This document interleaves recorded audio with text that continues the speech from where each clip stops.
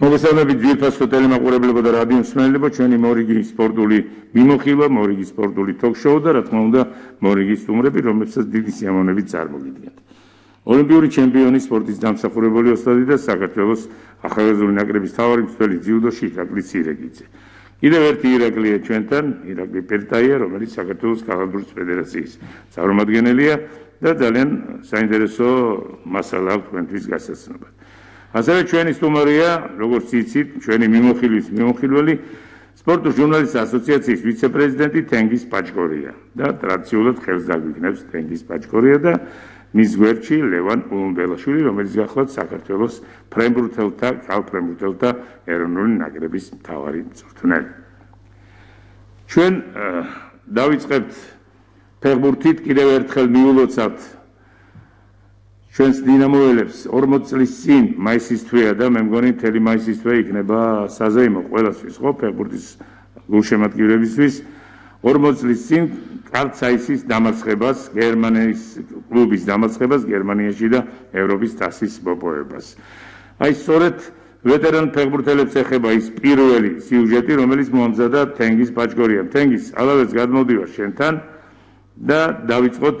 მე მგონი გიორგი სიჭინავაზე გა, ხო? პირველი სიუჟეტი. გისმენთ ჩვენ ვიდეოც აქვს, მოდანილად დიდი სიამოვნებით გისმენთ, იმიტომ რომ გიორგი სიჭინავა ეს არის ყველა დროის ერთ-ერთი საუკეთესო ფეხბურთელი, ერთ-ერთი ყველაზე ტექნიკური, არა მარტო საქართველოში, არამედ ევროპაში. დიდი მადლობა ბატონო ჯამლეთ. მივესალმები ტელერადიო აუდიტორიას, განსაკუთრებით იმ ხალხს, ვინც ევროპაში, ამერიკის ქვეყნებში, აზიის ქვეყნებში უყურებს ამ გადაცემას. და სანამ დავიწყებდი ფეხბურთის თემით, თუ არ გეწყინებათ ბატონო ჯამლეთ, პატა ულუმბელაშვილი არის ჩვენი სტუმარი, სახელოვანი ფრენბურთელი, 80-იანი, 90-იანი წლების და ბოლო წლებში საქართველოს ეროვნული ქალთა ეროვნული ნაკრების მთავარი მწვრთნელი. რაც შეეხება ფეხბურთს, შემთხვევით არ მithქვამს გიორგი სიჭინავაზე, გუშინ და დღეს მქონდა საუბარი მის მეუღლესთან, იცით რომ გიორგი სიჭინავა არის თბილისის დინამოს ოქროს ხანის 60-იანი წლების ერთ-ერთი უნიჭიერესი და ერთ-ერთი წარმატებული წარმომადგენელი. გიორგი სიჭინავა 60-დან 69 წლამდე თამაშობდა ეს მოსკოვში, ეს ბრაზილიის ნაკრებთან, არიჩქაროთ თუ შეიძლება. აქ სიჭინავა არის ფიდელ კასტროსთან კუბაში, არიჩქაროთ. 66 წლის მსოფლიო ჩემპიონატის მონაწილეა გიორგი სიჭინავა და ორი მატჩი ითამაშა და შემდგომში მიიღო მცირე ბრინჯაოს მედლები, ორი შეხვედრა, რომ დანარჩენ მატჩებში ტრავმა ჰქონდა. აქ თქვენ ხედავთ ვლადიმერ ბარქაიას, არიჩქაროთ, გიორგი სიჭინავას, ორივე გაგრელია, ორივე ერთ ქუჩაში ცხოვრობდა, ერთ ქუჩაზე ცხოვრობდნენ. შემდეგ ილია დათუნაშვილი და მურთაზ ხურცილავა. ამ ფოტოზე ხედავთ თქვენ გიორგი სიჭინავას, მურთაზ ხურცილავას, აქეთ რევაზ ძუძუაშვილია, იქეთ მე ვერ ხედავ, მაგრამ მგონი იქეთ დიახ ვლადიმერ ბარქაია. გიორგი სიჭინავა იყო ერთ-ერთი, ეს ფოტო არის გაგრაში გადაღებული, იქ ცხოვრობს ბოლო წლებში, მშობლიურ გაგრაში ცხოვრობს, ISS გაგრაშია გადაღებული, მშობლიურ ქალაქში ცხოვრობს გიორგი სიჭინავა, ეს ახალგაზრდობის პერიოდია მისი. იცით ალბათ და ახალგაზრდებს ვეთქვი, რომ არიჩქარო ჯერ ფოტოები მეტი არ გვინდა. თავიდან გიორგი სიჭინავა იყო მოფარიკავე, წარმატებული საქართველოში და საკავშირის სპარტაკიდების პრიზიორი. მერე მისცეს დისკვალიფიკაცია, ახალგაზრდა ბიჭი იყო, ერთ-ერთი შეჯიბრების დროს მოსკოვში, ჩამოვიდა თბილისში და ვლადიმერ ბარქაიასთან, გაგრელთან, თავის მეზობელთან ჩამოვიდა სტუმრად. ბარქაია მიიყვანა ვარჯიშზე, ანდრო ჟორდანი იყო, დაინახა ანდრომ რომ ასეთ დონეზე ტექნიკური ფეხბურთელი, იმავე წუთში გადაწყდა მისი დინამოში ჩარიცხვის, ამიტომ მანამდეც კარგად ფაერიკაობასთან ერთად გაგრაში იყო გატაცებული ფეხბურთით. მსოფლიო ჩემპიონატის მონაწილე, 66 წლის მცირე ბრინჯაოს მედლის მფლობელი, საბჭოთა ნაკრების წევრი 65 წლიდან 68 წლამდე. ის პელეს წინააღმდეგ მოთამაშე, გახსოვს? პელეს წინააღმდეგ ბატონო ჯამლეთ. 4 ქართველი რომ იყო, მოედა. დიახ. და სხვათა შორის ყოველთვის მიყვებოდა და სხვებსაც უყვებოდა, როგორ აღმოჩნდა იმ მატჩში ბრაზილიასთან. როცა მწვრთნელმა კითხა, ვინ დაიჭერცო პელეს, ყველა გაჩუმდა ახლა საკავშირის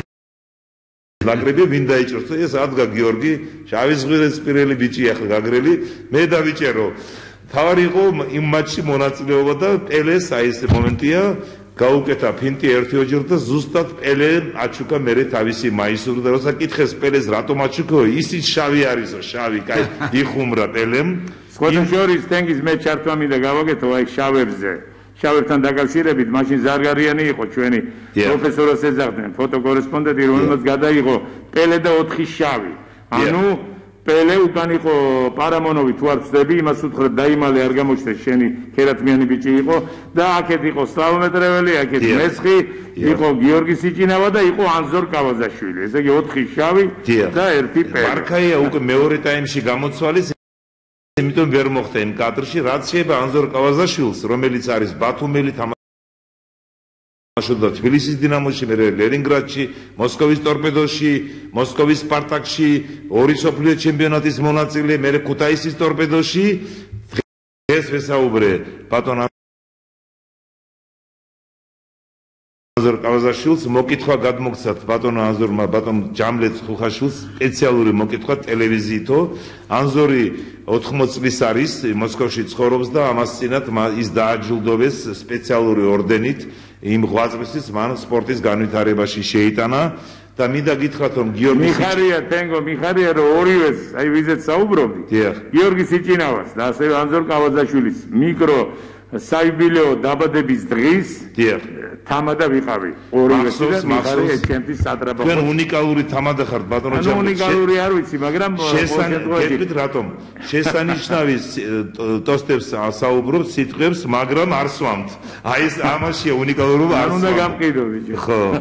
მინდა გითხრათ რომ გიორგი სიჭინავა იმიტომ მოვიკითხე დღეს რომ მინდა უსურვო მას ჯანმრთელობა ამჟამად იმყოფება სოჩში ცოტა პრობლემები აქვს ჯანმრთელობასთან სამანწყობოში არის მაგრამ როგორც მეუღლე მითხრა ქალბატონ ლიანამ უკეთესობისგან არის და მინდა უსურვო მას გამძლეობა წარმატებები მას და მის ოჯახს მოვეფეროთ მას და მის თაობის ყველა ვეტერან ფეხბურთელებს დიდი ღვაწლი აქვს მათ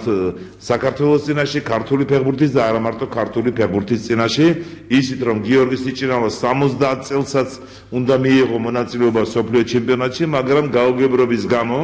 ვიღაცების ინტრიგების გამო 79 წელს ამოაწილეს ფეხბურთს მოკლედ სხვა არაფერს ფეხბურთს და რამდენიმე თვე უსაფუძვლოდ აყოფილეს ციხეში და მე გამოუშვეს მაგრამ მე დაიწყო თამაში მაგრამ მეკო ის ცალკე თემაა მინდა გითხრათ რომ რადგანაც ფეხბურთზე საუბრობთ გადავალთ დღევანდელ დღეზე იცით რომ საქართველოს ეროვნული ნაკრები აი კავაზაშვილი არ დაგვაქვს კავაზაშვილი თქვით უკვე რომ ჩვენ მას ულოცავთ უსურვებთ ჯანმრთელობას ორდენი მიიღო მედალი წოდები და ხუმრობით უთხარი 1,000,000 ევროსაც მიიღებთ მეთქი კი გზაში არისო მითხრა და ბატონ ჯამლეთის ეცოდინებაო თუ 1,000,000 ევრო მოვაო ჩემამდე ხო და განსაკუთრებით ხო ბატონმა ანზორ კავაზაშვილმა დიდი მოკითხვა მშობლიურ ბათუმს და ბათუმის დინამოს რომელიც არის ერთ-ერთი ლიდერი თბილისის დინამოსთან ჩემპიონატის ეროვნული ჩემპიონატის და ერთ-ერთი პრეტენდენტი ჩემპიონობის და განსაკუთრებით ანზორ კავაზაშვილისგან დიდი მოკითხვა ბათუმის დინამოს ანზორმა ჩემთან სატელეფონო საუბარში მიულოცა ბათუმელებს გენიალური სტადიონი რომელიც ევროპის ერთ-ერთი საუკეთესო სტადიონია დიახ რა თქმა უნდა არანაკლები სტადიონი გვაქვს ჩვენ რომან პიპიას მიერ ორგანიზებული თბილისის დინამოს სტადიონი მაგრამ ის რაღაც საოცარია მართალია ნაკლებს იწევს მაყურებელთა რაოდენობა მსხვერპლობაში მაგრამ ულამაზესი სტადიონია და ანზორ კავაზაშვილის იმ სტადიონზე ალბათ შეხვედრას მოუწყობენ რადგანაც გადავედით ბათუმის და თბილისის დინამოს ეროვნულ ჩემპიონატზე ზუსტად ამ ვისარგებლობის შემთხვევით ჯერ ვიტყვი ეროვნულ ნაკრებზე 2 და 6 ივნის საქართველოს ეროვნული ნაკრები ჩაატარეს 2 სპარინგ მატჩს პირველი 2 ივნის რუმინეთში რუმინეთის ნაკრებთან პოეშში და 6 ივნის ითამაშებს ჰოლანდიაში ენსხედეში ჰოლანდიის ეროვნულ ნაკრებთან ხვალ არის ვილის ანიოლის პრესკონფერენცია შემადგენლობა უკვე გამოცხადებულია ჩვენი ნაკრების ვინც მიიღებს მონაწილეობას და მინდა უსურვო წარმატებები ჩვენ ნაკრებს სერიოზული მეტოქეები ყავს რუმინეთის და ჰოლანდიის სახით ეს სპარინგ მატჩია ამხანაგური მაგრამ ამას დიდი მნიშვნელობა აქვს ყველა კუთხით და რადგანაც თქვი ნაკრებზე იცით რომ ამდენიმე კაცი ეროვნული ჩემპიონატიდან არის ხვალ 19 მაისს და 20 მაისს თუ შეიძლება ჩავხტოთ ის ფოტოები ჩატარდება დავით ყიფიანის სახელობის ეროვნული თასის მერვედფინალის მატჩები ხვალ და ზეკ არ იჩქაროთ იქ კიდევ რამდენიმე ფოტო იყო ეს ფოტო ჯერ იყოს ჩემპიონატი განახდება უკვე ცოტა ხნის შემდეგ განახდება ჯერჯერობით ბათუმის დინამო და თბილისის დინამო თანაბარი კლუბებით არიან ლიდერები ორივე გუნდი ითვლება პრეტენდენტად ჩემპიონობის ჩემპიონატი გაგრძელდება შემოდგომამდე და ვისარგებლებ შემთხვევით ის ფოტო რომ აჩვენეს თუ შეიძლება მეორეჯერ ძალიან ბევრი ახალგაზრდა თამაშობს პირველ მეორე მესამე მეოთხე ლიგაში თქვენ ახლა ხედავთ კადრში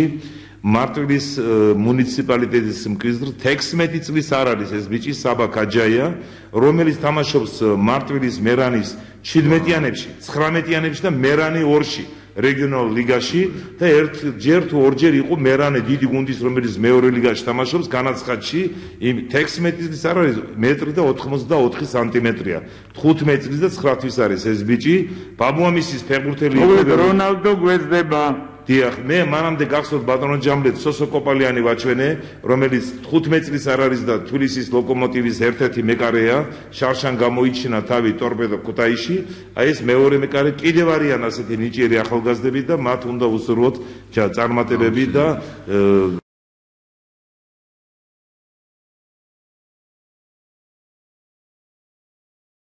იმედია რომ გაგვახარებენ. შენ კიდე გაქვს ერთი ვიდეო რომელიც არა ფეხბურთს არამედ კალათბურთს ეხება. ვიდეო არა მაქვს მაგრამ მინდა გითხრათ რომ იცით თქვენ ბატონო ჯამლე ჩემზე უკეთესად რომ დამთავრდა ესპანეთში საუკეთესო კალათბურთელის გამოკითხვა მაყურებელს გულშემატკივრებს შორის დიდი უპირატესობით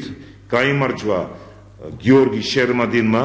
რომელიც ცნელი ახლა ზის სტუდიაში საქართველოს დამსახურებული ცნელი რომელიც არის წამყვანი ამ გადაცემის ჯამლეთ ქოხაშვილი გიორგი შერმადინმა 7000-ზე მეტი ხმით აჯობა თავის კონკურენტს ტავარეს ამ დღეებში მადრიდის რეალის კალათბურთელს ტავარეს ეს ძალიან დიდი მიღწევაა და სარგებლო შემთხვევით და მადლობა მინდა უთხრა არა მარტო ვინც საქართველოში მისცა ხმა გიორგი შერმადეს არამედ შვეიცარიაში, გერმანიაში, ბელგიაში, საფრანგეთში, ესპანეთში, ბალტიისპირეთის ქვეყნებში და კიდევ ევროპის სხვა ქვეყნებში, ამერიკაშიც ვინც მისცა ხმა გიორგი შერმადინს, მათ განსაკუთრებული მადლობა, იმიტომ რომ იქ ჩანს რომ არა მარტო ქართველებმა, არამედ ევროპის ქვეყნების მოსახლეობამაც იქაურმა მოსახლეობამ გულშემატკივრებმა ყველა დიდი მადლობა თენგო, შენ დიდი მადლობა, იმიტომ რომ ერთ-ერთი ყველაზე აქტიური იყავი შენ რა თქმა უნდა ყველა აქტიური ვიყავით საქართველოში ვინც ცხოვრობს და სოფლიოს სხვადასხვა ქვეყანაში ყველა ქართველი იმიტომ რომ ჩვენ ვახსენეთ რომ აი 16 წლის არაა ჯერ ის ფეხბურთელი და რონალდო შევადარეთ რომ გვეძდება რონალდო და მე მგონი თუ შერმადინი დასახელდება პირველ ნომრად და მე მგონი ამის ყველა რესურსი გააჩნია ის იქნება ჩვენი რონალდო კალათბურთში აქ ირაკლი პერტაია კალათბურთის ფედერაციის წარმომადგენელი რომელმაც სეპირად ის ყველაფერი სხვადასხვა მისი ხელწერა აი რასაც ხედავთ ტელევიზიით ჩვენ საით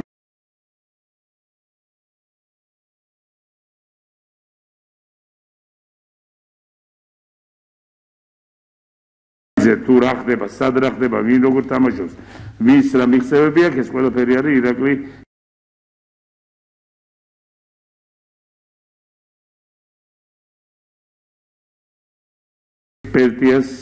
ირაკლი პერტაიას ორგანიზაციით. და მე მინდა ვთქვა, რომ შერმადინმა უკვე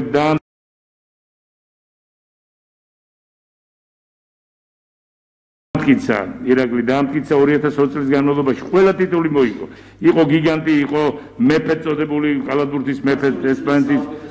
გასულ ყველაფერი მარკმედების კოეფიციენტი 200 ხულით გაუსწრო ტავარეს 2020 წელს ვამბობ და ეხლა 2021 წლის აი ამ უკვე პირველ ნახევარში და ანუ სეზონში ასევე გაუსწრო დაახლოებით ესე იგი 4 საშუალო ქულით გაუსწრო ტავარეს მარკმედების კოეფიციენტი მხედველობაში და ეხლა გუშინ აღმოვაჩინე რომ პირველ ადგილზეა მოპოვებული ქულების მიხედვით ეს ევრობასკეტის მიხედვით არის პირველ ადგილზე შერმადინი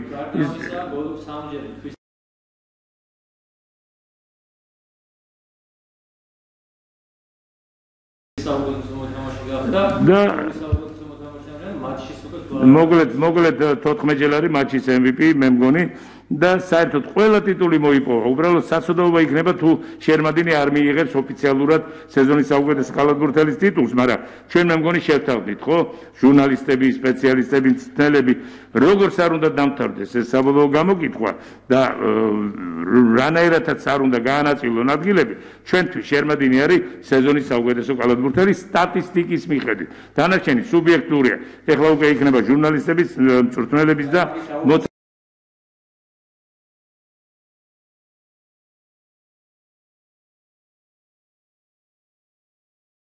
თამაშების. ეს არის სუბიექტური შეხედულები და არა სტატისტიკური მონაცემები. სტატისტიკით მით უმეტეს ახსენა თენგიზმა რომ 17200 ხმით გადაუსწრო ტავარეს, ეს არის საოცრება. ამდენი ხმით მოგება არასდროს საერთოდ ამ სიტუაციაში არასდროს არავის არ უნახია და არ გაუგია. ირაკლი მიკროფონი ჩართებ, ირაკლი. ერთ-ერთი მთავარი პრეტენდენტია კი არა და თქვენ ალბათ ხშირად ახსენებთ ხოლმე თუ არ მისცეს მგონია რომ ყველა ნერვიულად ბატონო ჯამლეთ დამთავრდება ამ ორ დღეში უკვე დაახლოებით გამოკითხვა დასრულდა გულშემატკივრთა შორის 7200 ხმით